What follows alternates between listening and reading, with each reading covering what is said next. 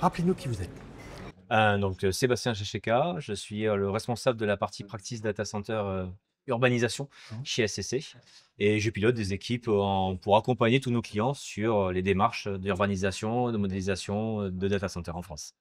Alors, nous sommes ici sur l'événement Fit for Data avec EFIRAC. Vous avez été un des intervenants, Oui. hein, qui s'est fait remarquer. Peut-être rappeler un petit peu la problématique que vous avez évoquée. Alors, c'est tout ce qui est parti autour de l'enjeu de ce qu'on appelle aujourd'hui l'intelligence artificielle, ce fameux mot à la mode là, qui s'y tient sur tous les discours.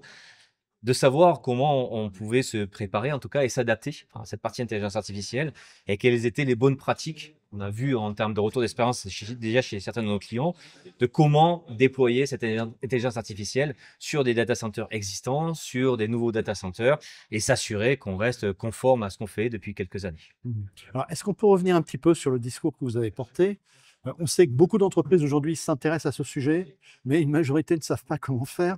Allez, peut-être leur donner quelques indications pour démarrer, quelques éléments de réflexion. Oui, volontiers. Les indications, elles sont assez simples. C'est de se dire à un moment ou un autre, nous, l'époque que l'on fait, beaucoup n'arrivent pas jusqu'au bout pour de nombreuses raisons. Et ces raisons sont, la plupart du temps, l'acculturation au niveau interne, la formation aussi des personnes qui sont au niveau au sein de l'entreprise, les attentes au niveau des DSI, de se dire, j'ai entendu dire que l'IA allait me faire un x2 au niveau chiffre d'affaires, la vérité ou pas la vérité.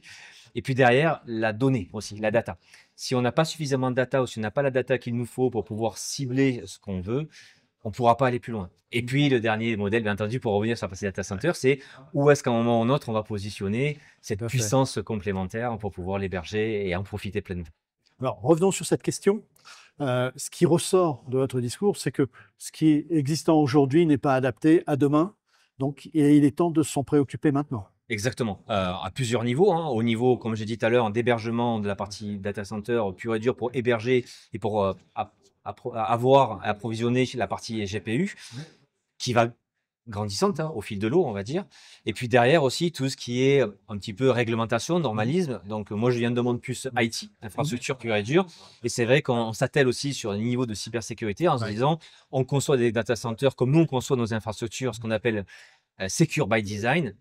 On s'attelle aujourd'hui, c'est ce que j'appelle bien souvent la partie moderne data Ouais. center, de la concevoir IA ready Mhm. et puis secure by design aussi, pour mixer les deux et s'assurer d'être pérenne dans le temps. Bien, écoutez, si vous êtes OK, on y reviendra ensemble Avec grand plaisir. avec plaisir. Merci Réciproque. beaucoup. Merci. Merci.